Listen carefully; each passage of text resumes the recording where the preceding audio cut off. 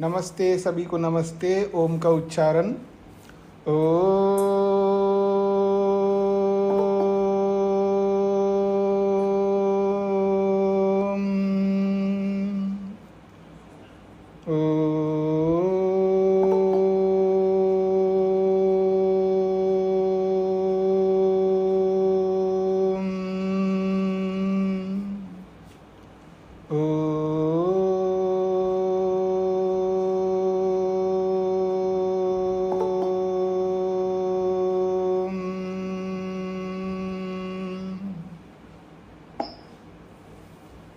हाँ जी, बृहदारण्यक उपनिषद प्रथम अध्याय में तीसरा ब्राह्मण चल रहा है। प्रसंग है देवासुर संग्राम, देव और असुरों का युद्ध। और यह जो युद्ध है ये अंदर का युद्ध है। बाहर की युद्ध की चर्चा जब कभी होगी तो सामने आ जाएगी, पर ये आध्यात्म को ध्यान में रखते हुए, अपने शरीर को ध्यान में रखते हुए, शरीर के अंदर होने वाले युद्ध को यहाँ पर प्रस्तुत किया जा रहा है। तो प्रसंग चला था कि परमात्मा ने, प्रजापति ने दो समुदायों को उत्पन्न किया, एक देव के नाम से और एक असुर के नाम से। और देवों का जो समुदाय है वो बहुत थोड़ा सा है और असुरों का समुदाय जो है वो बहुत अधिक है।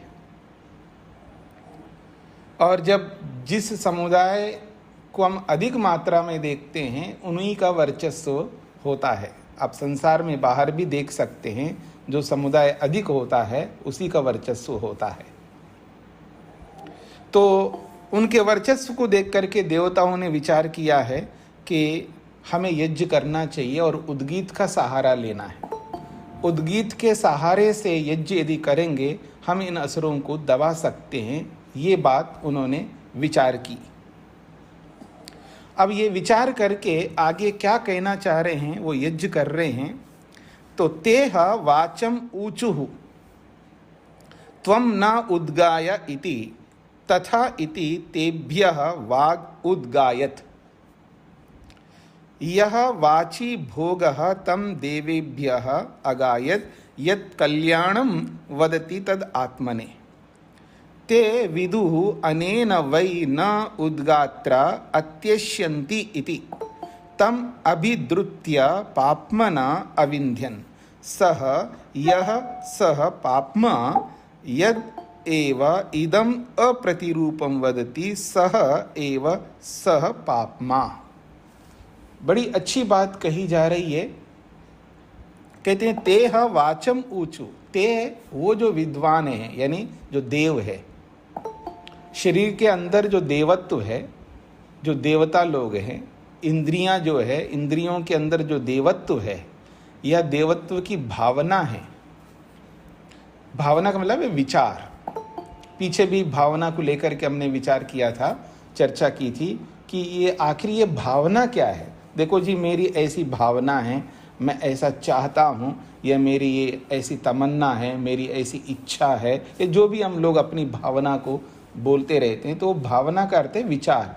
और विचार का मतलब है मन का जो चिंतन है, मन के अंदर जो वृत्तियाँ होती है, वो वृत्तियाँ हैं ही यहाँ पर भावना है। तो इंद्रियों ने आपस में विचार किया है। जो इंद्रियों के अंदर जो देवत्व रूपी भावना है, विचार है, उन्होंने विचार किया।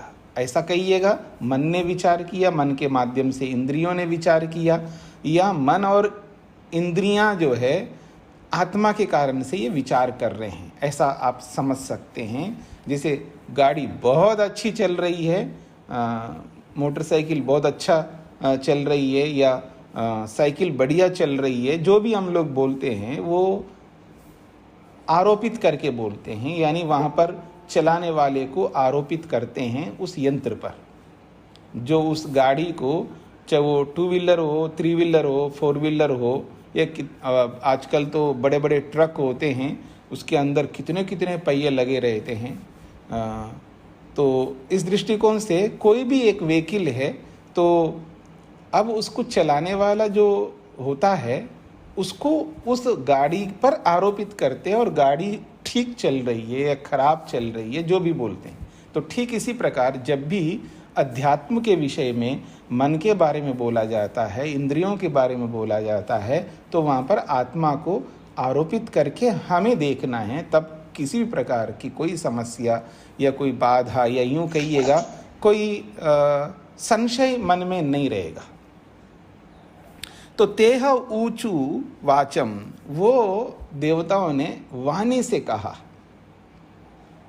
क्या कहा है? त्वम न उद्गाय इति। देखो, आप हमारे लिए प्रार्थना करो। वाणी से इंद्रियों ने कहा है, हम जो यज्ञ कर रहे हैं, इस यज्ञ में उद्गाता का जो है, जब भी यज्ञ किया जाता है उसमें उद्गाता का बहुत अधिक महत्व रहता है। तो वैसे ही यहाँ पर बोला जा रहा है कि वाणी से बाकी इंद्रियों ने कहा है, तुम हमारे लिए गान करो। गान करो, उद्गाय का मतलब है गान करो, हमारे लिए स्तुति करो, हमारे लिए प्रार्थना करो, हमारे लिए उपासना करो, हमारे लिए अच्छी बात सोचो, अच्छी बात बोलो। ये वाणी से उन्होंने कहा। तथा इति, ठीक है जी, मैं आपके लिए करती हूँ। तेभ्यः वाग उद्गायत, फिर उस वाणी ने बाकी इंद्रियों के लिए प्रार्थना की, गान किया, अथवा यूं कहिए उनके लिए उसने कर्म किया, क्योंकि वाणी का कर्म है तो उसने कर्म किया है। यह वाची भोग, जब वाणी से कर्म हो रहा है, कर्म हो गया है, तो वाणी को तो फल मिलेगा ही मिलेगा। जब कभी भी कोई भी व्यक्ति किसी प्रकार का कर्म करता है तो उस कर्म का फल मिलता है, और वो फल को 3 विभागों में हम बांट सकते हैं। एक तो प्रभाव के रूप में, एक परिणाम के रूप में, एक वास्तव में जिसको फल कहते हैं वो फल के रूप में। तो जब अच्छी वाणी बोली जा रही होती है तो उसका परिणाम तो निकल के आएगा, उसका वो परिणाम को आप फल बोल सकते हैं, या उस वाणी का जो अच्छा प्रभाव पड़ता है वो प्रभाव भी एक प्रकार से फल ही है। तो जब किसी भी कर्म का प्रभाव हम जब कहते हैं तो वो प्रभाव आखिर है क्या? वो एक फल के रूप में है, सुख के रूप में या दुख के रूप में ही जो मिल रहा होता है। जब बहुत अच्छा कोई बोल रहा होता है, बड़ा अच्छा, इतना अच्छा बोल रहा होता है, तो सबको सुकून मिल रहा है, सबको अच्छा लग रहा है, सबको तृप्ति मिल रही है, संतोष लग रहा है, सबका मन प्रसन्न हो रहा है, तो ये उस बोलने का परिणाम कह सकते हो, उसका प्रभाव कह सकते हो, ठीक है ना। फल तो वास्तव में जिसको फल कहते हैं तो वो बोलने वाले को ही मिलेगा। जब उसके कारण से जो दूसरों को भी जो फल के रूप में मिल रहा है, चाहे वो परिणाम के रूप में कहिए या प्रभाव के रूप में कहिएगा। तो कहा है कि तेभ्य वाग उद्गायत, उन देवताओं के लिए जब वाणी ने प्रार्थना किया अर्थात कर्म किया है, तो यह वाची भोगा, तब उस वाणी को जो भोग प्राप्त होता है, तम देवेभ्य अगायत, उस फल को देवों को दे दिया। अर्थात जब उसने अच्छा अच्छा बोला है तो उसका परिणाम दूसरों को मिलेगा ही मिलेगा। तो बाकी इंद्रियों को अच्छा लगने लगा, हाँ इसने अच्छी प्रार्थना की है, अच्छा कर्म किया है, उनको संतोष होने लगा, देवताओं को, बाकी इंद्रियों को। ये इसका अभिप्राय है। इसका यह अभिप्राय नहीं उनको फल दे दी का मतलब है कर्म का फल उनको कैसे देगी वाणी। इसलिए बोला जा रहा है यद कल्याणम वदति तद आत्मने, और जो बहुत अच्छा उसको वास्तव में जो उसको फल जिसको कह सकते वाणी को, जब आदमी जब बहुत अच्छा बोल रहा होता है उसको स्वयं को भी एक सुकून मिल रहा होता है, बोलने वाले को, उसको स्वयं को बड़ी शांति मिल रही होती है, बड़ी प्रसन्नता मिल रही होती है, संतोष लग रहा है उसको, तो उसको स्वयं को भी तो सुख मिल रहा है ना उस बोलने से, अच्छा बोलने से। तो इसलिए कहा जा रहा है यद कल्याणम वदति, जो बहुत अच्छी अच्छी बात वो वाणी बोल रही है, तो तदात्मा ने उसका जो फल मिल रहा है वो अपने लिए रखा है। अब इसको मोटी भाषा में कहे तो साधारण फल तो दूसरों को दे दिया और उसका विशेष फल जो है ना वो स्वयं के लिए रखा है, ऐसा आप कह सकते हो मोटी भाषा में। तो इसी को प्रभाव के रूप में, परिणाम के रूप में आप ले सकते हैं। जब कोई व्यक्ति कोई भी कर्म करता है, चाहे वो ब्राह्मण करे, वैश्य करे, या क्षत्रिय करे, या शूद्र करे, या सन्यासी करे, वानप्रस्थी करे, गृहस्थी करे, ब्रह्मचारी करे, पुरुष करे, स्त्री करे, बच्चा करे, किशोर करे, युवा करे, प्रौढ़ व्यक्ति करे, वृद्ध व्यक्ति करे, रोगी करे, डॉक्टर करे, पुलिस करे, कोई भी कर्म करता है, उस सारे कर्म का मतलब जो जो कर्म करते उन सबका प्रभाव सब पर पड़ता है। अच्छा कर्म है तो अच्छा प्रभाव पड़ता है, या बुरा कर्म है तो बुरा प्रभाव पड़ता है।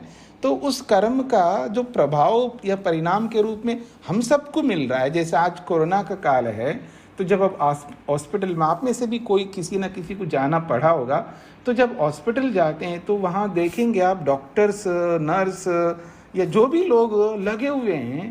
तो अभी मैं गया था तो मैंने एक नर्स से पूछा कि आपको डर नहीं लगता?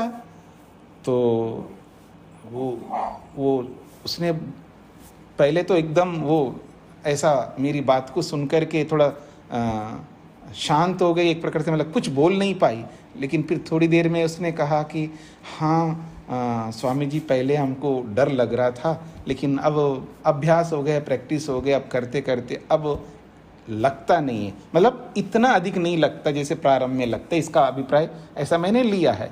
लगता ही होगा डर, तो डर किसको नहीं लगता है, लेकिन उनको कर रहे हैं, वो काम कर रहे हैं। तो अब कोई भी कर्म व्यक्ति कर रहा है तो उसका प्रभाव हम सब पर पड़ता है। उनको देख करके डॉक्टर्स को, नर्स को या कंपाउंडर्स को, या जो भी वो लगे हुए हैं, अथवा जो पुलिस लगी हुई है, या जो भी लोग हमारे लिए स्वयंसेवी संगठन लगे हुए हैं, तो उनको सबको देखेंगे तो हमें भी लगता है कि हाँ बड़ा अच्छा काम हो रहा है। लेकिन कोई तो कर रहा है हमारे लिए, या देश के लिए, या पीड़ित लोगों के लिए। तो हमारे मन में भी वो अच्छा एक होता ही है, प्रभाव के रूप में कहिए, परिणाम के रूप में कहिए। पास में रहते हैं तो उसका प्रभाव ज़्यादा पड़ता है हमको, और हम दूर हैं, हम देख नहीं पा रहे हैं, फिर भी हमको अच्छा लग रहा है, अच्छे जो भी लोग कर रहे हैं, तो वो परिणाम हमको मिल रहा है। उसको परिणाम के पास में रहता है व्यक्ति तो उसको प्रभाव पड़ता है उस कर्म का।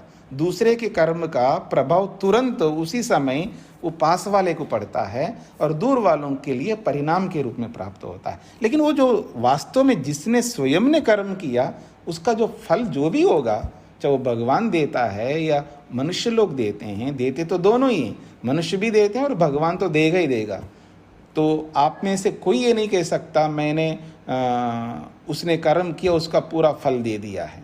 पूरा हम नहीं दे सकते हैं। ये बात पीछे एक माता जी के साथ चर्चा में आई थी कि हम लोग कुछ भी करें, कितना ही ज्ञान प्राप्त कर ले, कितनी सावधानी रख ले, हम दूसरों के कर्मों का निर्णय 100% नहीं कर सकते, पूरा फल हम दे नहीं सकते।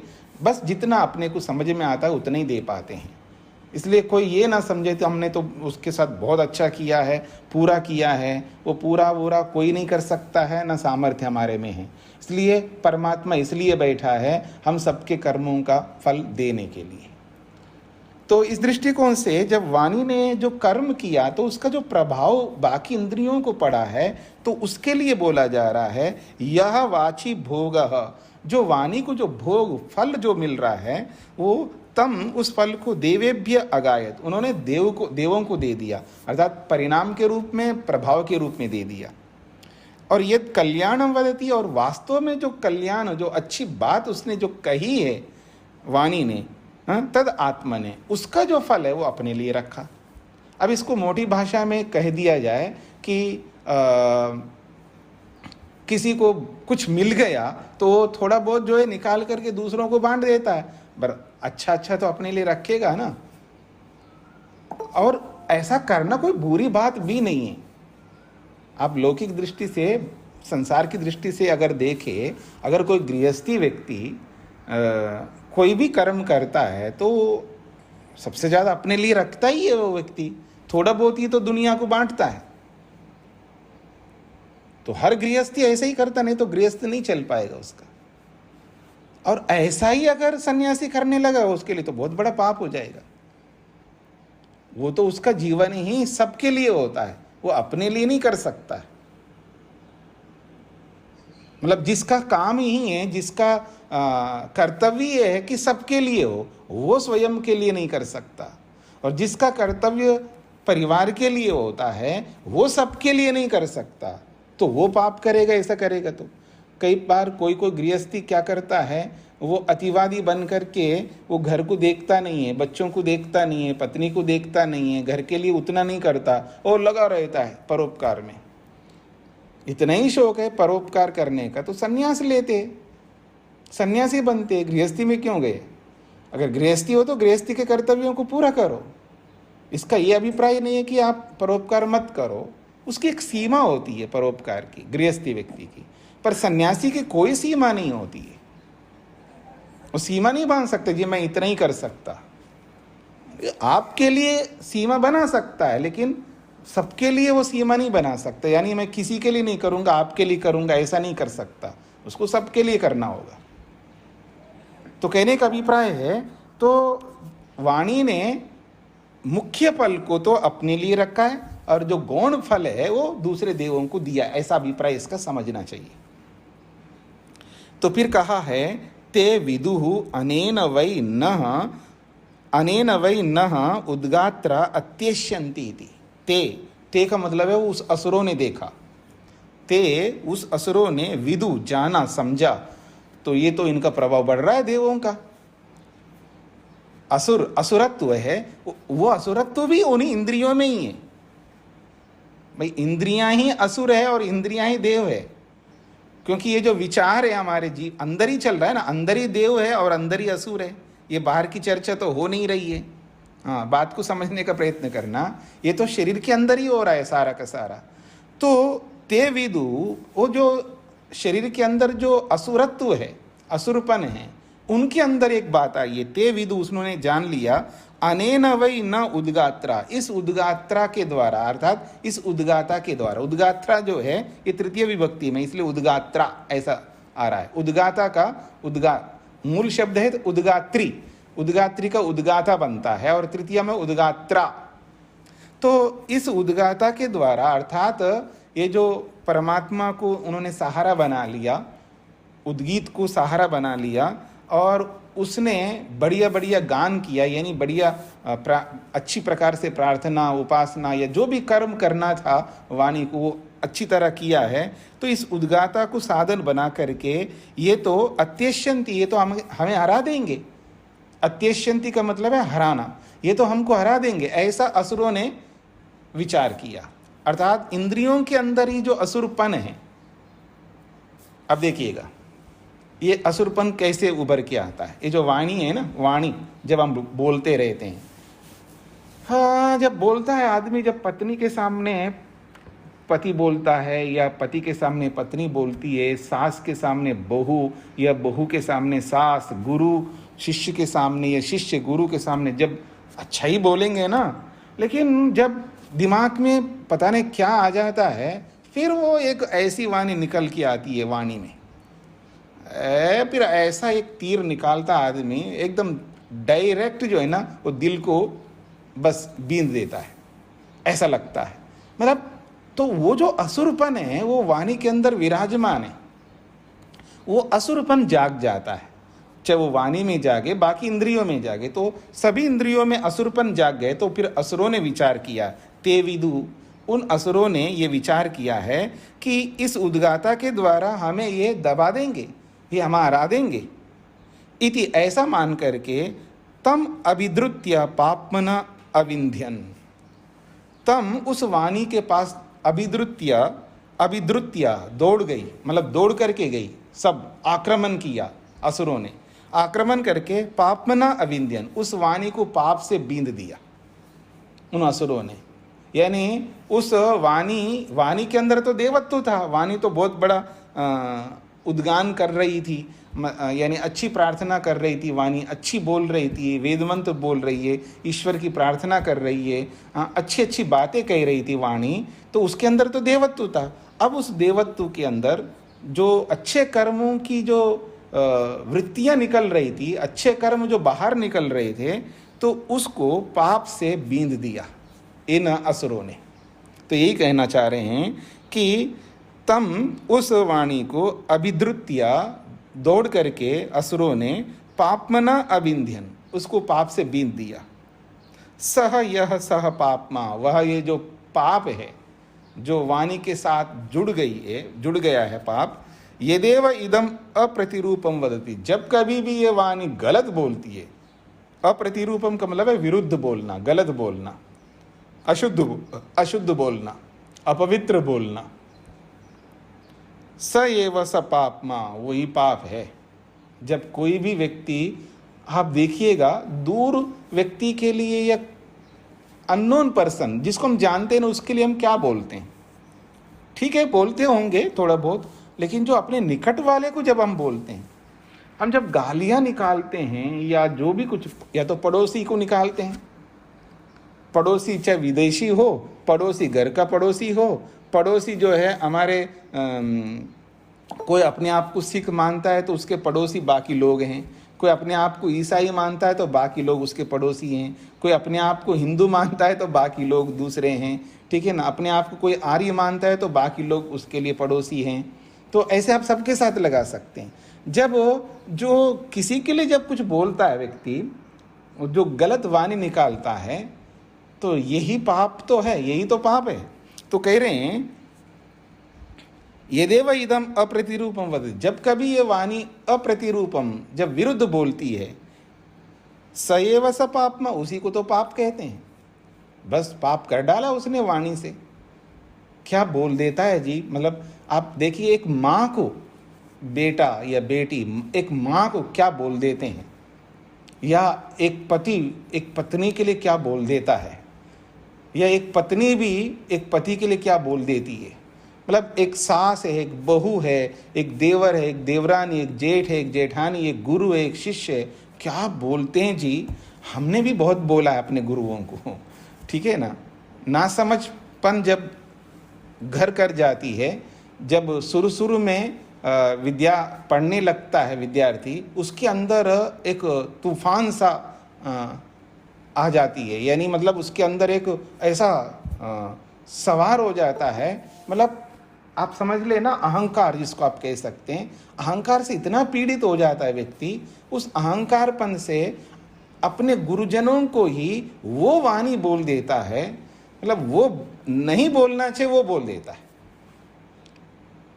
और जब उसको समझ आ जाती है तो वो इतना पश्चाताप करता, वो कोई भी हो, चाहे वो शिष्य हो, चाहे वो गुरु हो, चाहे वो माँ बाप हो, चाहे वो बच्चे हो, चाहे कोई भी संबंध से हम संबंधों को बोलें, उन सारे संबंधों को निभाने वाले सबके सब कभी ना कभी पश्चाताप करते हैं। अब नहीं करेंगे ना, मरते समय जरूर करेंगे। शरीर जब छोड़ने लगते हैं, ये शरीर छूटने लगती है, या उनको जब ये पता लगता है बस अब मैं जीने वाला नहीं हूँ, तब ये जो पश्चाताप करते हैं ना, वो गजब का होता है, मतलब इतना बढ़िया होता है। तब उनके दिल से, उनकी आत्मा के अंदर से वो जो पश्चाताप निकलती है, अब खेत चुग गई तो अब क्या करेंगे, समय बीत जाने पर हम कुछ भी कर लें उसका कोई अर्थ नहीं होता है। समय के रहते ही हमें ये सब कुछ करने होंगे।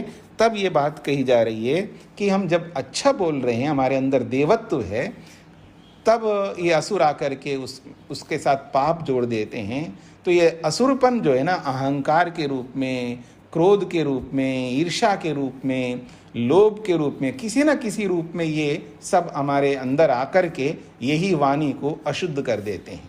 फिर वो वाणी जो है अशुद्ध बोलने लगती है, अपने लोगों के लिए, निकट के लोगों के लिए, पड़ोसियों के लिए, या जिनको भी हम जानते हैं उनके लिए।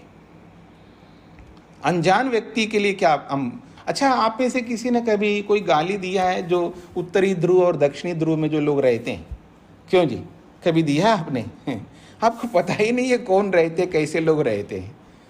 मतलब कोई जंगलों में, अफ्रीका के घने जंगलों में कोई रहते हों, उनके लिए कभी आपने कुछ बोला हो गलत?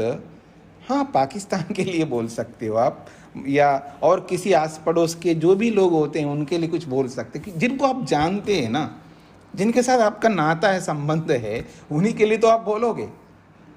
और ऐसे ही निकट से निकट और जाइए, जिसको आप सबसे निकट कहते हो उसके लिए जब गलत बोलते हो, तो कितना बड़ा पाप बन जाता है, ये हम उसकी कल्पना कर सकते हैं। तो ये जो हमारी वाणी जो पाप से लिप्त हो गई है, इन असुरों के कारण से, ये इस असुरपन के कारण से समझना चाहिए। तो आगे बढ़ते हैं जी। अगला श्लोक देखिएगा, तीसरा। अतः प्राणम ऊचुः त्वं न उद्गाय इति तथा इति तेभ्य प्राणः उद्गायत् यह प्राणे भोगः तम देवेभ्य अगायत् यत् कल्याणं जिघ्रति तद आत्मने ते विदु अनेन वै न उद्गात्र अत्येष्यन्ति इति तम अभिद्रुत्य पाप्मन अविन्द्यन् सह यः सह पाप्मा यद एव इदम अप्रतिरूपम जिघ्रति सह एव सह पाप्मा। पूरा पैटर्न उसी प्रकार का है, विधि उसी प्रकार की है। अथा, अब उसके बाद में, उसके बाद का मतलब वाणी के बाद में, प्राणम ऊचुः, देवताओं ने प्राण को कहा। प्राण शब्द यहाँ, प्राण तो इंद्रियों का वाचक है प्राण शब्द, लेकिन यहाँ प्राण शब्द से घ्राणेन्द्रिय को के लिए कहा जा रहा है, नासिका के लिए कहा जा रहा है। तो उन देवताओं ने नासिका को कहा, ऊचु कहा, क्या कहा?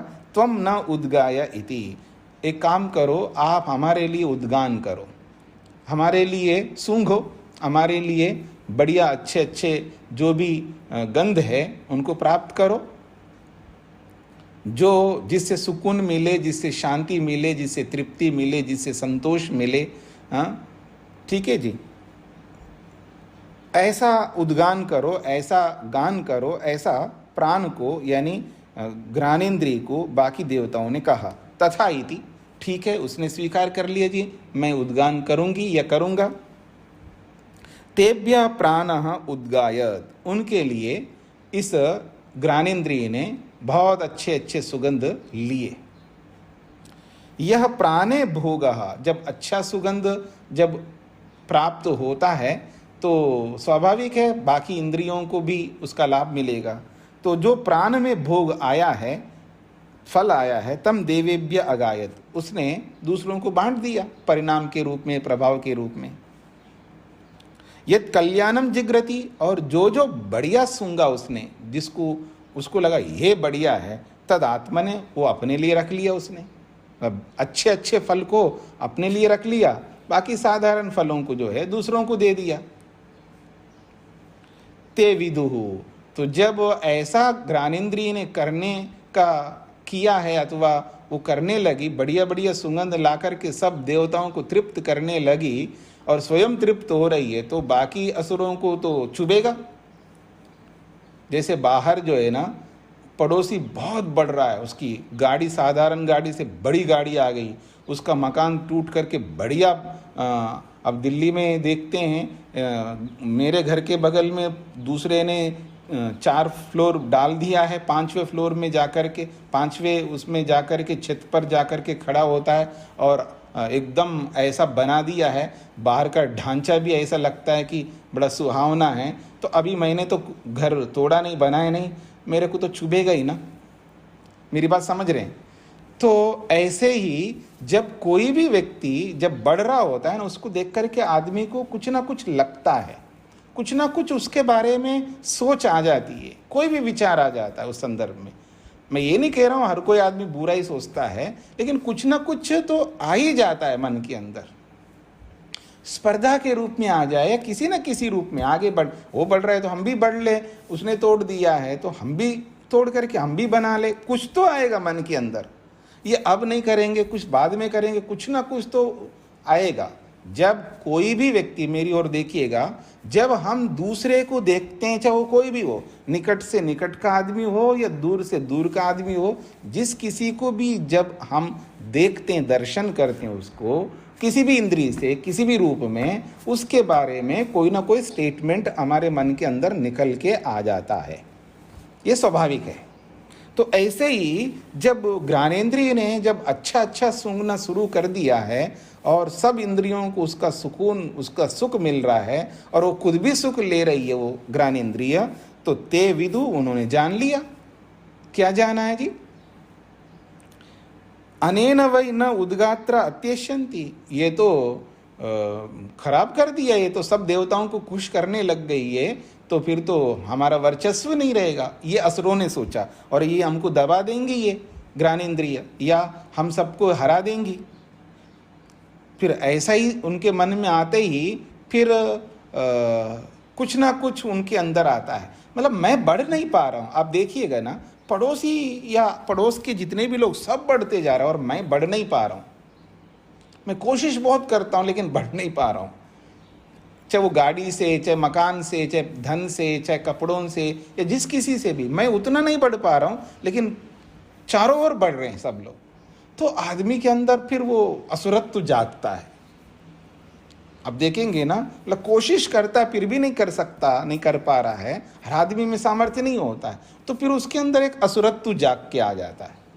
तो यही असुरपन जो है, ये असुर लोग जो है विदु जानने लग गए तो हम सबको दबा देंगे, हमारा कोई वर्चस्व ही नहीं रहेगा।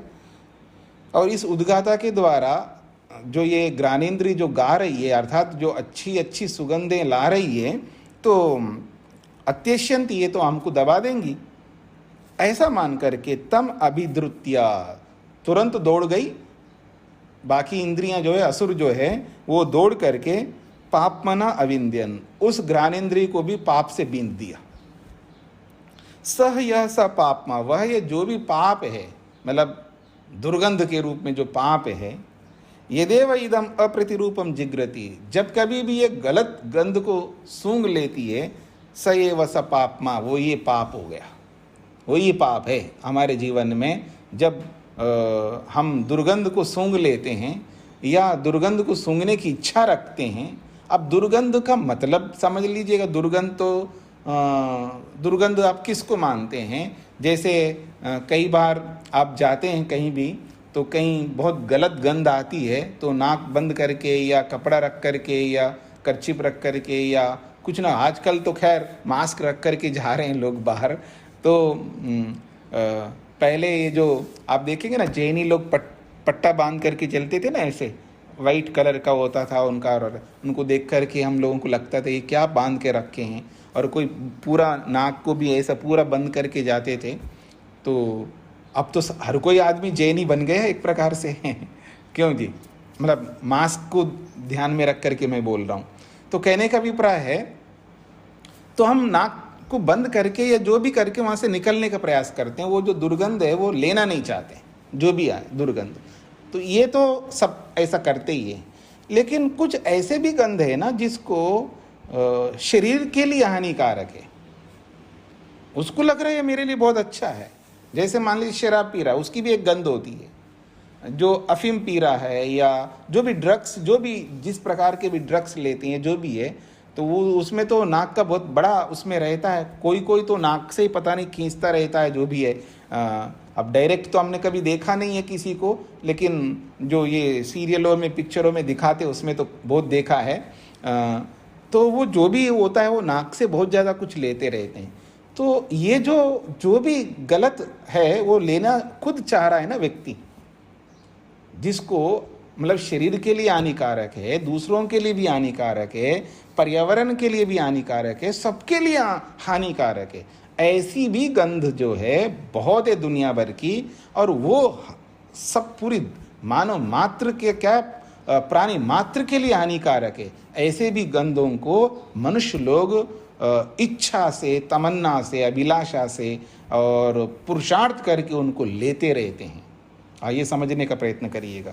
तो इसलिए कहा जा रहा है तम अभिद्रुत्य पापना अभिविंदन, और बाकी जो इंद्रियां हैं जो असुरों के रूप में, वो जाकर के उसको पाप से बीन दिया है। अब ये जो सूंघती है ज्ञानेंद्रिय, वो गलत भी सूंघने लग गए। अब पता नहीं क्या क्या चीज़ सूंघती है, जिसको ऐसा लगता है कि ये क्या खा रहा है, ये आदमी कैसे खा पा रहा है, ऐसा हमको लग रहा है, लेकिन वो बड़े चाव से खा रहा होता है। मतलब कोई ऐसा सूंघ रहा हो, नाक से कुछ ले रहा हो, हमारे लिए वो बहुत हानिकारक है, उसके लिए बड़ा लाभकारक है, ऐसा है। तो वो पाप जो है घ्राणेन्द्रिय के साथ भी जुड़ गया है, ऐसा ये कहना चाहता है श्लोक।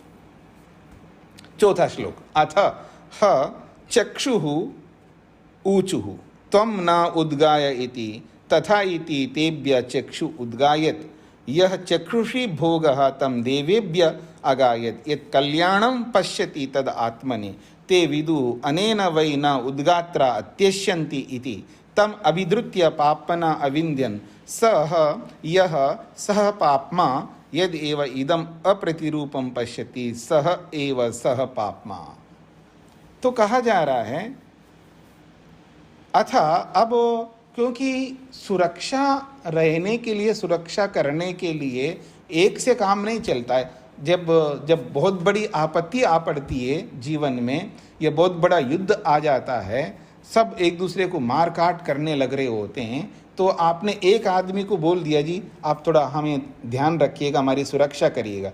एक से बोलने से काम नहीं चलेगा ना, बहुत सारे लोगों को बोलना पड़ेगा। और जो अपने आप को जितना बड़ा मान लेता है ना, वो अपनी सुरक्षा जो है उतनी अधिक रखता है।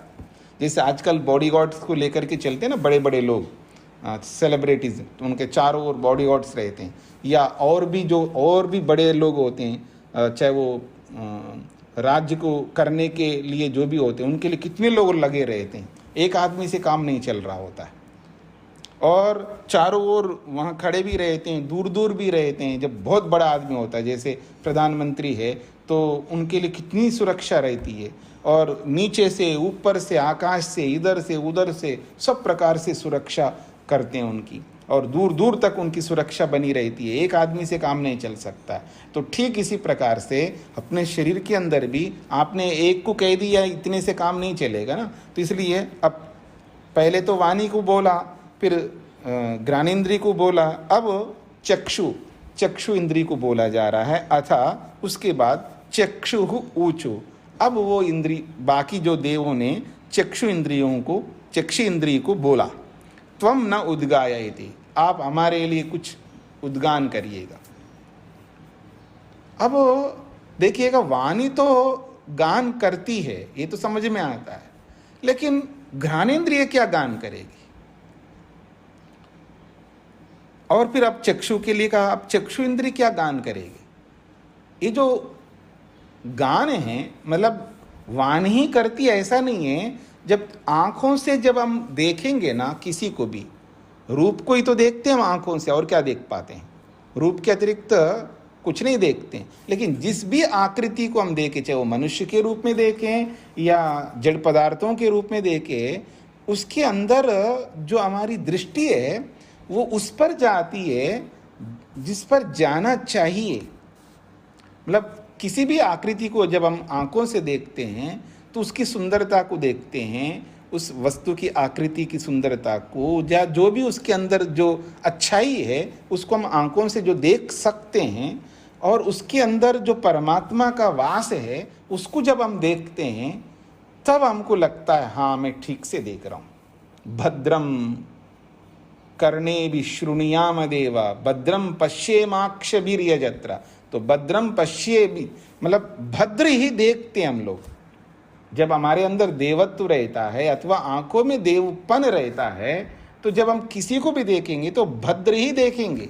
भद्र का मतलब है जिससे कल्याण हो, जिससे सुख हो, जिससे शांति मिले, जिससे तृप्ति मिले। और जब हम उसको देखते हैं तो वो जो सुकून मिलता है, यानी विवेक के रूप में, वैराग्य के रूप में, जो यथार्थता के रूप में, सत्य के रूप में, असत्य के रूप में नहीं।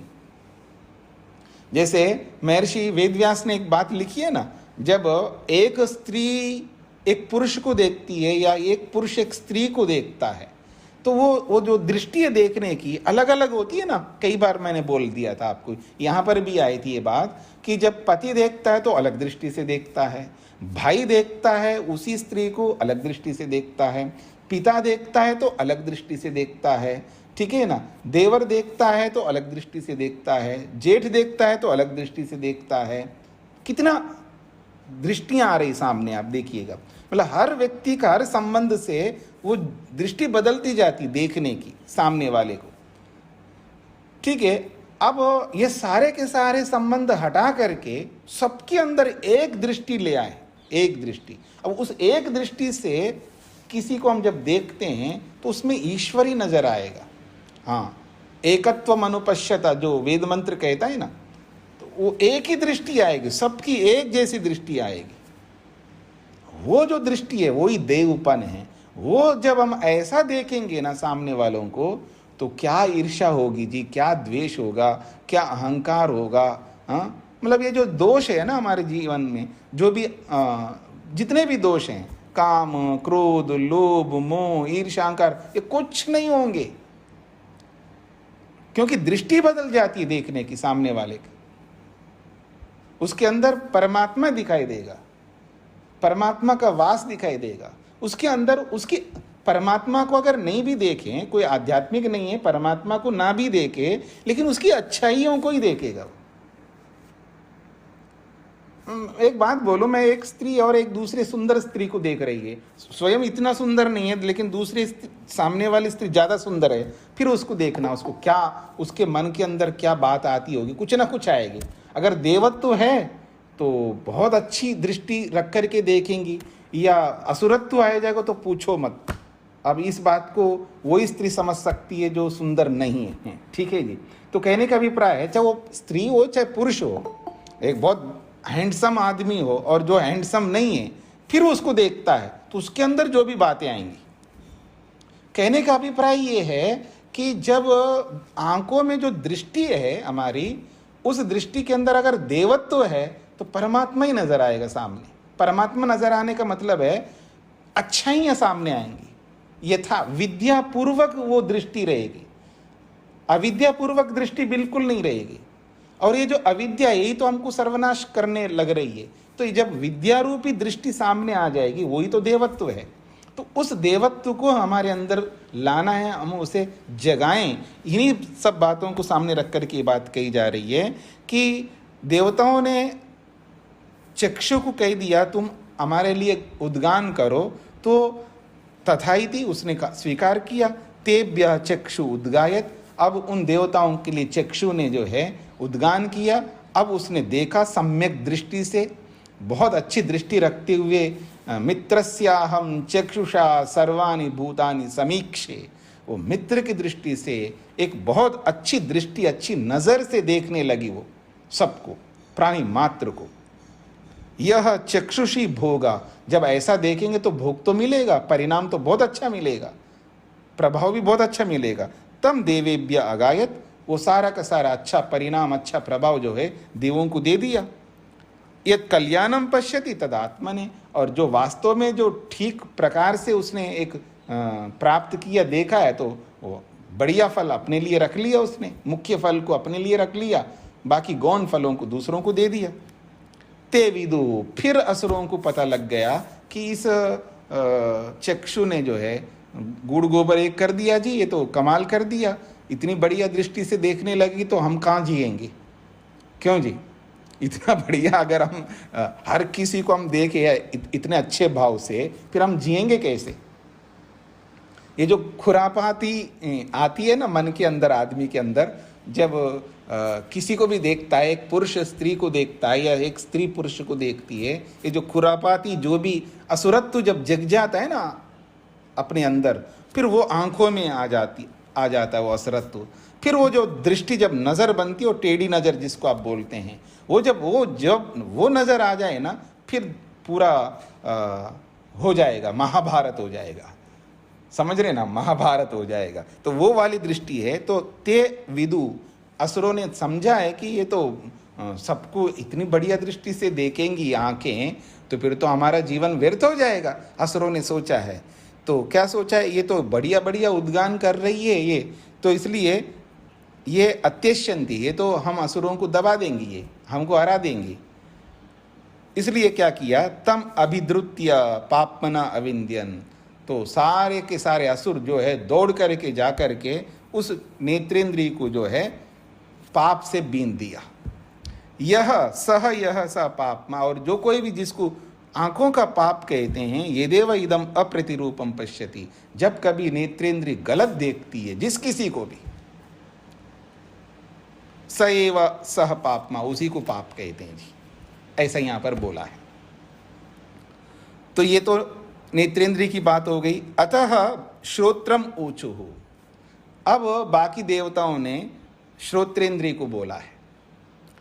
त्वम न उद्गाय इति, आप जो है हमारे लिए उद्गान करो।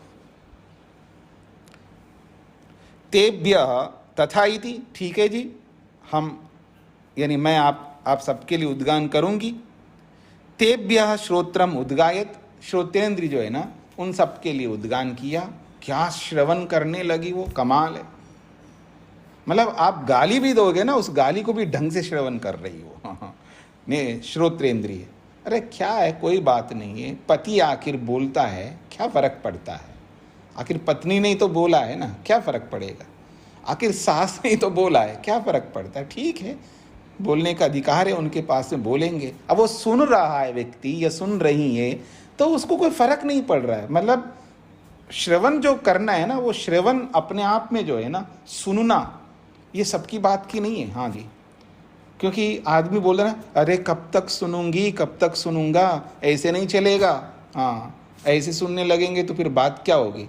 आदमी परेशान हो जाता है। जो भी लोग बोलते हैं उनको सुनना। अब बोलेंगे कौन नहीं जी, अपने ही लोग तो बोलेंगे। अभी मैंने आपके सामने बोला, उत्तरी ध्रुव में बैठ करके कौन बोलेगा जी आपके लिए, और बोलेगा भी तो आपको क्या पता लगेगा। बोलेंगे तो हमारे अपने ही लोग बोलेंगे ना, जिनको आप जानते हैं, वही तो बोलेंगे आपके लिए, और उसी को तो आपको सुनना है। और उनको सुन करके आपको परेशानी हो रही है, इसका मतलब वो असुरत्व के कारण से हो रही है परेशानी। तो इसलिए श्रवण बढ़िया करना है हमको, अच्छा सुनना है। कोई कैसा भी बोले उसको अच्छे वेव में, अच्छे रूप में सुनना है। ठीक है, अब जब शराबी बोल रहा होता है ना तो हम सुनते हैं ना। हमारे घर में कोई शराबी होता है, कई बार होता है। मैं ये नहीं कह सकता अपने ही घर में, सबके घर में होता हो, लेकिन आस पड़ोस में या कहीं ना कहीं तो होता ही है। जब वो शराब पी करके जब बोलता है ना, मैंने तो बहुत सुना है ऐसा। तो जब वो बोलता है तो हमें ये लगता है कि ठीक है, अब ये बोल रहा है, अब होश में नहीं है आदमी, अब कुछ भी बोलेगा, उससे क्या, मतलब उससे कोई दुख नहीं होता है। समझ एक आ जाता है ना व्यक्ति। मतलब जब शराबी बोल रहा होता है तो हमारे अंदर इतनी अच्छी समझ आ जाती है कि उसके प्रति हमको कोई द्वेष या वो ऐसा कुछ नहीं होता, उसके प्रति दया आ रही होती है। अब वो भाव पति के विषय में, पत्नी के विषय में, सास के विषय में, बहू के विषय में, देवर देवरानी, जेठ जेठानी या गुरु शिष्य के विषय में, ये हमें पैदा नहीं होती है। वही सोच जो एक शराबी के प्रति होती है। ये देवत्व तो आ जाना चाहिए, क्योंकि सबका अपना सामर्थ्य है। जो भी हमारे लिए बोल रहे हैं वो अपने ज्ञान के आधार पर ही तो बोल रहे हैं। आप ये अपेक्षा क्यों रखते हैं कि जैसा आप है वैसे ही सामने वाले रहे। ये अपेक्षा रखना गलत हो जाएगा। तो इस दृष्टिकोण से श्रोत्रेंद्रिय ने उद्गान करना शुरू कर दिया, अर्थात जो भी सुन रही है वो श्रोत्रेंद्रिय बढ़िया ही लग रहा है उसको, मतलब उसको कोई दुख नहीं हो रहा है। उसने समझ लिया है कि ये तो दुनिया है, ऐसे ही बोलेगी। अब ऐसा सुनने से श्रोत्रे भोग, अब उस श्रोत्र को भोग मिलने लगा। तम देवेभ्य अगायत, उस भोग को देवों को बांट दिया उसने। यत् कल्याणम श्रृणोति तदात्मने, और जो वास्तव में जिसको मुख्य फल है, जो सुनने से जो उसको प्राप्त होता है, वो अपने लिए रख लिया उसने। अब ऐसा करने लगे श्रोत्रेंद्रिय ने तो बाकी असुरों को चुभने लगा। ये तो इसको कोई बुरा ही नहीं लग रहा है जी। हाँ, कोई भी कुछ भी बोल दे, इसको कोई बुरा नहीं लग रहा है। कमाल है, क्योंकि श्रोत्रेंद्रिय में वो सामर्थ्य आ गया है। कोई भी कुछ भी बोले, चाहे वो पति बोले, पत्नी बोले, आस पड़ोस कोई भी कुछ भी बोल रहा है, इतना गलत बोल रहा है, तो श्रवण हम कर रहे हैं लेकिन हमको कोई फर्क ही नहीं पड़ रहा है। देखिए, विवेक देखिएगा आप, वैराग्य देखिएगा। मैं प्राय बोला करता हूँ, अब किसी ने कुछ गलत बोल भी दिया है, वो तो शब्द है जी, बोल दिया, वो उत्पन्न होता है शब्द और सुनाई देता है, समाप्त हो जाता है। वो शब्द आपके अंदर प्रवेश करके आपकी आत्मा को कुछ भी नहीं कर सकता। आत्मा को क्या, शरीर को भी कुछ नहीं कर सकता। फिर क्यों परेशान हो रहे हो आप। तो किसी ने भी बोला हो, निकट से निकट का भी बोला हो, थोड़ा सा दूर का भी बोला हो, या जिसको आप जानते हो उसने बोला है, किसी ने भी बोला हो, क्यों परेशान होते हो। किसी की बात को सुन करके क्यों परेशान होते हो। इसका मतलब वो परेशानी जो है वो असुरत्व के कारण से हो रही है। हमारे अंदर जो मूर्खतापन है ना, वही तो असरत्व है।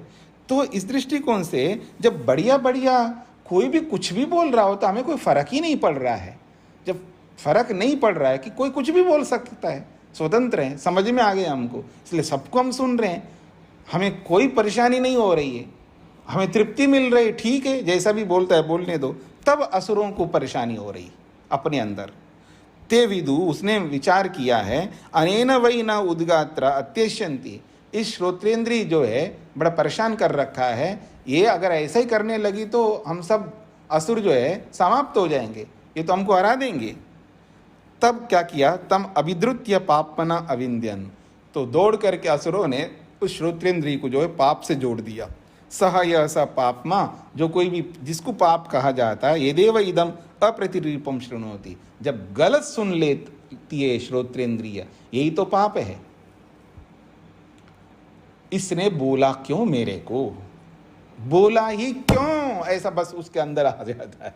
चाहे वो पति बोले, पत्नी बोले, ये सास बोले, बहू बोले, पड़ोसी बोले, जो कोई, इसने ऐसा बोला क्यों, इसको हिम्मत कैसे आ गई। मतलब अब कुछ भी सोचने लगता आदमी, अब परेशान हो रहा होता है। अरे बोला है तो बोला है, स्वतंत्र व्यक्ति है, उसको आप कोई रोक सकते हो क्या? उसकी वाणी को रोकने का सामर्थ्य आपका क्या भगवान में नहीं है? अगर भगवान रोकने लग जाए ना तो आप बोल नहीं पाओगे, याद रखना। भगवान हाथ पकड़ के रोकने लगे ना, फिर आप कोई काम नहीं कर पाओगे, कुछ नहीं कर पाओगे।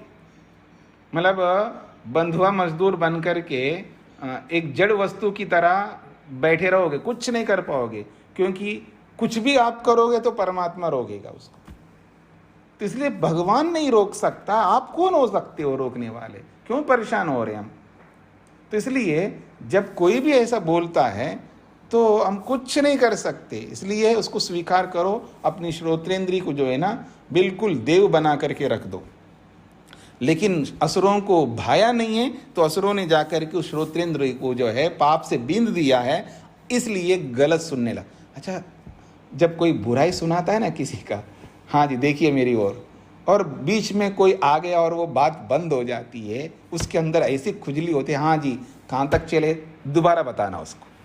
मतलब इतना चाव से सुनने की इच्छा होती है किसी की बुराई।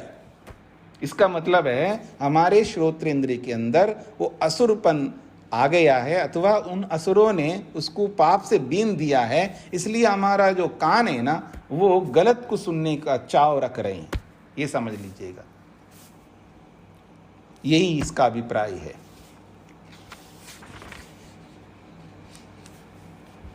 एक श्लोक बोल देता हूं। अतः मनः ऊचुः, इंद्रियों ने सोचा है, अब मन को कहते हैं। अतः मनः ऊचुः, मन को देवताओं ने कहा, त्वं न उद्गाय इति, तुम हमारे लिए उद्गान करो। तथा इति, मन ने भी कह दिया कि ठीक है जी। तेभ्य मनः उद्गायत, उन सब देवताओं के लिए मन ने उद्गान किया है, अर्थात उसने बहुत अच्छा सोच लाया है, बहुत अच्छा विचार करने लगा। मन का काम मनन करना है, बढ़िया मनन करने लगा उसने। तो यह मनसी भोग, जब बढ़िया मनन जब चल रहा है मन के माध्यम से, तो उसको जो भी मन को भोग प्राप्त हो रहा है, तम देवेभ्य अगायत, उस फल को जो है देवों को दे दिया। यत् कल्याणम संकल्पयति तद आत्मने, और जो बहुत बढ़िया संकल्प मन अपने लिए करता है तो उसका फल स्वयं के लिए रख लिया उसने। ते विदु, बाकी असुरों को ये चुभने लगा। ते विदु, वो असुरों ने विचार किया है कि अनेन वै न उद्गात्रात्यश्यन्ति, इस मन के द्वारा जो है हम सब असुरों को ये दबा देंगे, ये हमको हरा देंगे, ऐसा बाकी असुरों ने विचार किया। तम अभिद्रुत्य पापना अविंद्यन, और फिर वो असुरों ने दौड़ करके उस मन को जो है पाप से बींद दिया है। सह यह स पापमा येदेव इदम अप्रतिरूपम संकल्पयति, वो ये जो पाप है वो वही पाप है जब ये गलत सोचने लगता है मन। अप्रतिरूपम अप्रतिरूपम का मतलब है विरुद्ध, और संकल्प का मतलब संकल्प विचारना। तो ये जब मन गलत सोचने लगता है तो समझ लेना वो पाप से युक्त होकर के सोचने लगता है। सएव सह पाप्म एवं उ खलु एता देवता पाप पाप्म भी उपसृजन एव एताः पाप्मना अविंध्यन। बड़ी अच्छी बात कही जा रही है। तो ये कह रहे हैं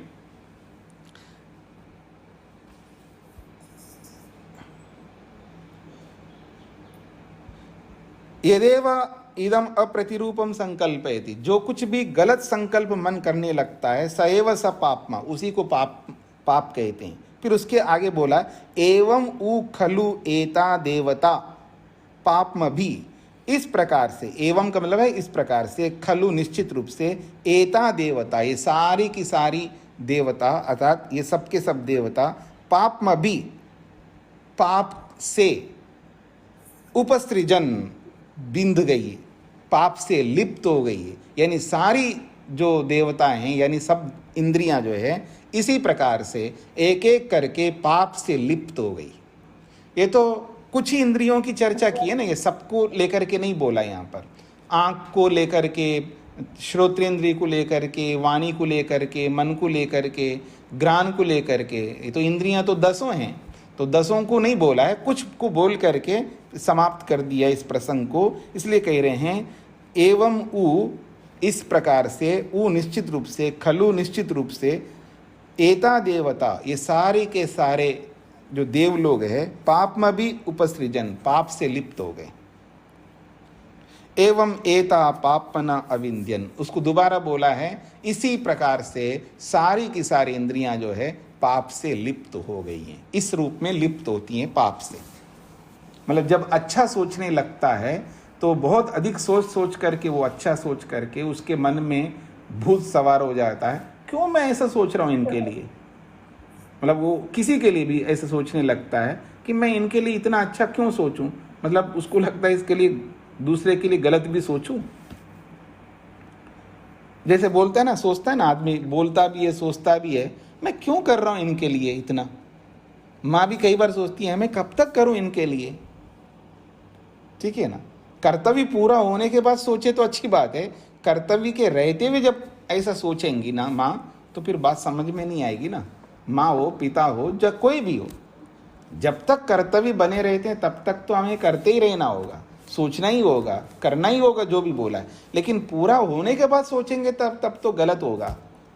लेकिन जब हम कर्तव्यों को रहते हुए हम लोग ये सब बोलते रहते हैं कि मैं कब तक करूं, क्यों करूं, वो करूं, ये करूं, बहुत कुछ करते रहते हैं हम लोग।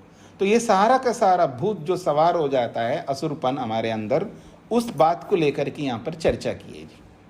बड़ी अच्छी चर्चा की है। अंदर की बात है ये कि हम स्वयं ही देवपन को लाते हैं, हम स्वयं ही असुरपन को लाते हैं, और हम स्वयं ही अपने हाथों से अपने आप को बिगाड़ देते हैं। इसका ये अभिप्राय है इन सब का। हाँ जी, किसी कुछ कहना हो तो कुछ आप कह सकते हो, नहीं तो ओम का उच्चारण कर देता हूँ।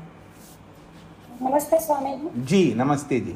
उसका क्या अभिप्राय है कि यदि मुख्य जो फल है वो आपने लिए रखा और बाकी दूसरे देवों को दे दिया? जी, इसका अभिप्राय ये है, जब कोई भी कर्म होता है तो उस कर्म का प्रभाव के रूप में दूसरों को भी मिलता है। जैसे आपको प्राइज मिला है, आपको मतलब बेटे को, बेटी को, किसी को मिला है, तो प्राइज वो ले रहे होते हैं, प्राइज तो सबके बीच में जाकर के ले रहे होते हैं, तो उसका फल, मुख्य फल तो उसको मिलेगा, प्राइज लेने वाले को। लेकिन उसके पास में आप लोग खड़े हुए हैं तो उसका प्रभाव आपको भी पड़ता है ना, आपको भी मिल रहा होता है ना, और दूर दूर जो भी बैठे उनको भी मिल रहा होता है, और जो भी जब भी आप उसको दूसरों को सुनाओगे उनके ऊपर भी प्रभाव पड़ता है। तो वो जो प्रभाव के रूप में, परिणाम के रूप में जो दूसरों को सुकून मिलता है, अच्छा लगता है, हमारे मुंह से भी हाँ जी, हम भी बोलते कंग्रेचुलेशंस बोलते हैं, हम शुभकामनाएं देते हैं उनको, तो हमको अच्छा लग रहा है तभी तो शुभकामनाएं देते हैं उनको, तो उसका फल हमको भी मिल रहा है एक प्रकार से, परिणाम के रूप में कहिए या प्रभाव के रूप में कहिए। तो वो जो परिणाम प्रभाव के रूप में जो फल मिल रहा है वो तो सबको, इंद्रियों को मिल रहा है, या मिलेगा, इसलिए कहा है वो उनको दे दिया। और जो मुख्य फल है, मुख्य फल तो जो कर्म करेगा उसी को मिलेगा ना, इसलिए वो मुख्य फल अपने लिए रखा है, बाकी गौण फल दूसरों को दे दिया, ऐसा इसका अभिप्राय है माता जी। हाँ जी, धन्यवाद स्वामी जी जी। नमस्ते स्वामी जी। नमस्ते तो जी। इसका रिवर्स ऑर्डर क्या होगा? लाइक रिवर्स ऑर्डर मीन कि हम जो अपने बहुत बुरा कर्म किया तो जी सबसे उसका फल हमने अपने पास रख लिया, बुरे का फल, और फिर जो जो बुरा का जो ओके ओके बुरा है वो सबको दे दिया।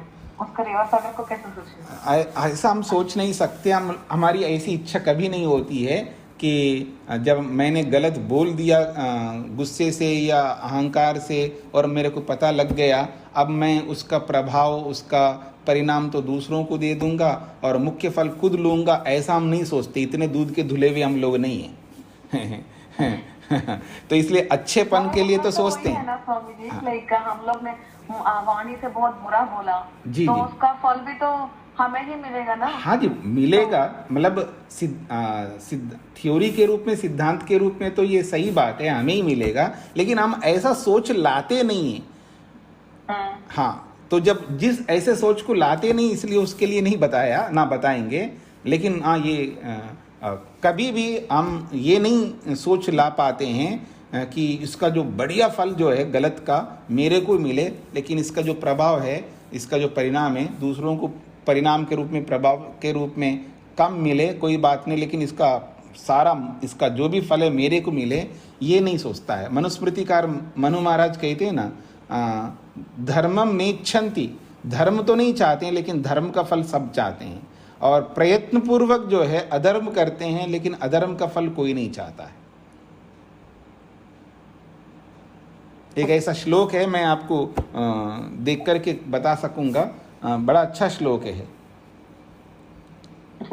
जी जी। तो इसलिए हम बुरा खुद कर लेते हैं, लेकिन उस बुरे का फल हम खुद नहीं चाहते हैं। अगर जबरदस्ती मिल भी रहा तो उसमें कोशिश हमारी यही रहती है कि इसको कम भोगूं। स्वामी जी, परंतु बाद में पश्चाताप तो बहुत होता है अगर बुरी बात कह भी देते हैं तो खेत चुगने के बाद कुछ भी आप पश्चाताप करिएगा, उसका कोई मतलब नहीं होता है। ठीक है, वो फ्यूचर के लिए, भविष्य के लिए थोड़ा सा आपको मिल जाएगा, उसके लिए तो ठीक है, लेकिन समय रहते ही पश्चाताप होना चाहिए, समय रहते ही सब कुछ होना चाहिए। बाद में करते हैं तो ठीक है, ना करने की अपेक्षा कुछ कर रहे हैं, ये तो है ही, लाभ तो मिलेगा, लेकिन ज्यादा लाभ तो उसी वक्त समय के रहते हुए वो होना चाहिए। जी। तो स्वामी जी, जी हाँ माता जी। कंडिका का अर्थ क्या है? क्या? कंडिका जैसे ब्राह्मण है और ये कंडिका, वो भी विभाग को कहते हैं। ब्राह्मण शब्द, खंडिका शब्द, अध्याय शब्द और आहनिक शब्द, ठीक है ना, पाद, प्रपाठक, ये सब जो है ना विभागों के नाम रखे हैं। एक ही प्रकार का नाम नहीं रखते हैं ना, तो अलग अलग अपने अपने ढंग से। जैसे स्वामी दयानंद सरस्वती जी ने समुल्लास नाम रखा, अपने आप सत्यार्थ प्रकाश को देखो, उसमें 14 समुल्लास है, और समुल्लास शब्द विभाग का सूचक है। अध्याय कहिएगा, कुछ भी कह सकते, यानी उसका मतलब है विभाग। यानी इस पुस्तक में 14 विभाग हैं। अब उस विभाग को उन्होंने समुल्लास रख दिया, किसी ने आहनिक रख दिया, किसी ने पाद रख दिया, किसी ने ब्राह्मण रख दिया, किसी ने कुछ और रख दिया। तो ये सब विभागों के नाम है माता जी। जी ठीक है, धन्यवाद जी। नमस्ते स्वामी जी, मेरा एक और क्वेश्चन है। जी। तो हम लोग अपने आप में जो इंद्रियां हैं वो लेकासुर जो है वो बोलते हैं, तो असुर तो दूसरी तरफ से भी बहुत आते हैं ना स्वामी जी। हमारे असुरों से हम तो कैसे भी जकड़ते हैं हमेशा, मगर दूसरों के असुरों से तो भी हम इम्पैक्ट हो जाते हैं कभी कभी। हाँ जी बिल्कुल, वो तो बाहर के असुर हो गए ना। हम अपने असुरत्व को, अपना अभी चर्चा हो रहा है अपने अंदर का असुरत्व को लेकर के, जब बाहर का असुरत्व आएगा उसके लिए भी चर्चा कर लेंगे, जरूर आएगा। या इसी को हम बाहर के साथ भी जोड़ करके भी विचार कर सकते हैं जब एक बार ये प्रसंग पूरा हो जाएगा। क्योंकि अभी तो हमने कितने श्लोक किए इस ब्राह्मण में, हमने 6 श्लोकों को लेकर के चर्चा किया। अभी ये इस ब्राह्मण में 28 श्लोक है, 28 में से हमने 6 किए, तो अभी 22 श्लोक बचे हुए इस पूरे ब्राह्मण के अंदर। तो उस पर एक बार चर्चा कर लेंगे, फिर बात कर लेंगे उसके बारे में भी। जी ठीक है स्वामी जी, धन्यवाद स्वामी जी। जी हाँ जी, हाँ जी। स्वामी जी, ये मनुस्मृति कब से शुरू करेंगे? अब मनुस्मृति तो शुरू कर सकते हैं, लेकिन ऐसा है कि समय के ऊपर निर्भर करेगा कि कितने लोग पढ़ेंगे और कब समय होगा, उसको ध्यान में रखते हुए कर सकते हैं। कोई 5 से 6 का या कोई भी समय जैसे आपको उचित लगे। हाँ, 5 से 6 वो करेंगे, 6 से 7 ये करेंगे, तो फिर दिनचर्या आदि बहुत। वैसे भी इस समय को मैं बदलना चाहता हूँ कि कई लोगों को लगता है, मेरे को भी बाद में सब करना पड़ता है, अपनी दिनचर्या को थोड़ा पहले कर लेता हूँ, कुछ बाद में कर लेता हूँ, कुछ सोने से पहले कर लेता हूँ, तो आगे पीछे करके दिनचर्या करनी पड़ती है। तो इस दृष्टिकोण से देखते हैं कि कौन सा लिया जाए, कौन सा विषय लिया जाए, कितने लोग उसके लिए उद्यत होंगे, तो ये सब देखेंगे, उसके लिए फिर विचार करके ही बता पाऊंगा। जी स्वामी जी, इसमें जो प्रायश्चित वाले हैं, जो हमारे मतलब जीवन से संबंधित चीजें हैं, वो वाले मेरे ख्याल 11वां है शायद, जो अध्याय जो 11वां है। किसमें, मनुस्मृति की बात कर रहे हैं या? हाँ जी, नहीं, मनुस्मृति में। हाँ जी, वो तो है, या मनुस्मृति तो बहुत बड़ा संविधान है, उसमें तो बहुत सारी बातें हैं। जी जी जी जी। मतलब शुरू में वो राजा के हैं, मतलब जो हमारे से संबंधित हैं, जो एक आम लोगों से, वो जो है 11वां और 12वां ही है मेरे ख्याल मुख्य रूप से। जो भी है वहाँ पर मनुस्मृति में तो बीच बीच में भी बहुत अच्छी जब पढ़ेंगे तो पूरा ही पढ़ना चाहिए। मतलब थोड़ा बहुत नहीं पढ़ना है, जब पढ़ेंगे तो पूरा ही ग्रंथ को पढ़ना है। मतलब आदमी के अंदर आप देखिएगा कि ये जो धैर्य जो है ना, वो बहुत कम होता है। जब किसी को प्रारंभ करता है तो उसको अंत तक पहुंच नहीं पाते सब लोग, और सब बातों को सुनने। कुछ बातें ऐसी भी होती हैं जो कि आपको वर्तमान में अपने लिए वो आवश्यक नहीं लगती है, फिर भी उसको धैर्य से सुनना, उसको समझना और उसको उसके संस्कार बनाना, ये बहुत बड़ी बात होती है। सब कर नहीं पाते। जी, इच्छाएं प्रकट करना बहुत सरल होता है, पढ़ने की इच्छा प्रकट करना सरल होता है, लेकिन उसको निभाना बड़ा कठिन होता है। बहुत कम लोग निभा पाते हैं। जी, तो उसमें कोई मेरे को परेशानी नहीं, अगर बहुत सारे लोग अगर चाहेंगे तब विचार करेंगे। जी जी स्वामी जी, अगर हो सके तो ये टाइमिंग चेंज ना करें स्वामी जी। जी जी जी, अभी फिर थोड़ा सा देर हो गया तो बच्चे उठ जाएंगे और फिर सुनने नहीं देंगे स्वामी जी। ठीक है, ठीक है। सुबह मेरे लिए फोर्सेबल उठना भी हो रहा है। जी जी, इसके लिए क्लास के लिए उठ भी रही हूँ सुबह। जी जी, ठीक बात है, ठीक बात है। हाँ, इसको तो शायद अभी चेंज करना मुश्किल है, क्योंकि सब लोगों का सेट हो गया है। बाकी जब नया कोई भी क्लास करेंगे तो तब उसके लिए समय देखेंगे। जी जी। स्वामी जी, उपनिषद समाप्त हो जाए तब शुरू करिएगा ना मनुस्मृति? नहीं, उपनिषद समाप्त होते ही वेदांत शुरू होगा, क्योंकि वेदांत इसी उपनिषद पर टिका हुआ है, तो इसलिए वेदांत को छोड़ करके दूसरे में नहीं जाएंगे। तो वो दूसरी क्लास की बात हो रही है। मतलब ये जो श्रृंखला चल रही है, इसके साथ साथ जो भी चलेगा वो तो वैसे ही चलेगा, क्योंकि उपनिषद समाप्त होते तुरंत वेदांत शुरू होगा ही होगा। क्योंकि अगर वेदांत नहीं किया तो उपनिषद का कोई बात समझ में नहीं आ पाएगी। उपनिषद का सार है वो वेदांत, तो इसलिए वेदांत करना जरूरी है उपनिषद के बाद तुरंत। इसके अतिरिक्त की, हाँ जी, स्वामी जी किताब का नाम अभी से बता दो ताकि मंगवा लें। वेदांत की, हाँ जी बता दूंगा। अभी तो माता जी ये जो बृहदारण्य उपनिषद बृहद है, बहुत बड़ी उपनिषद है, क्योंकि इसमें लगेंगे, समय बहुत लगेगा। जब 1 महीना बचा, 2 महीना बचा हो तब मैं बता दूंगा। जी ठीक है। मेरे ध्यान में है कि पहले से ही अरेंजमेंट करने की बात है मेरे मन में। जी, धन्यवाद। जी जी जी। यशस्वी भाव स्वामी जी। हाँ जी, यशस्वी भाव। जी जी जी, धन्यवाद जी। हाँ जी, ओ जी जी, हाँ जी, ओमकार कर लेते हैं।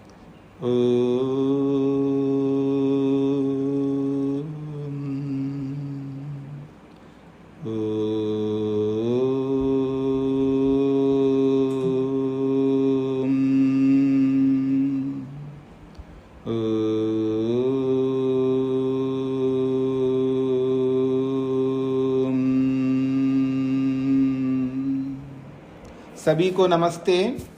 नमस्ते स्वामी जी, धन्यवाद।